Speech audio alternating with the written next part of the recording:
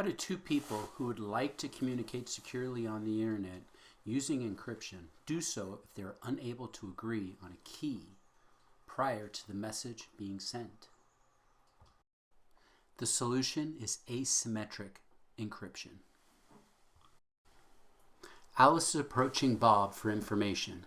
They realize that there are individuals like Eve snooping on the internet looking for valuable data that they can profit from.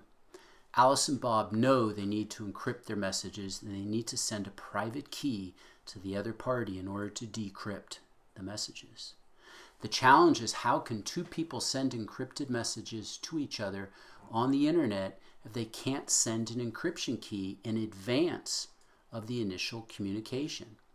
The solution is asymmetric encryption, which is the use of a public key so that each party can determine what the other party's private key is. Alice is holding a specific number of beans. This number is her private key.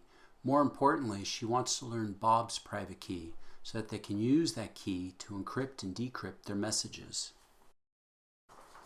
Alice places her private key or number of beans into a public key. She secures the public key so that nobody can access it and count the number of beans. The public key then travels along the internet, passing Eve, who's trying to determine what the number might be, but all she can do is guess.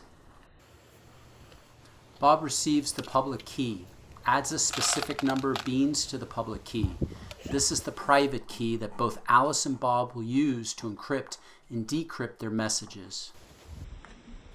Bob then sends the public key back through the internet past Eve, who's still watching, and eventually it arrives with Alice. Alice opens the public key, removes her beans, and the remainder is the number of beans that Bob placed in the public key. This is the private key number that they will both use to encrypt and decrypt their messages.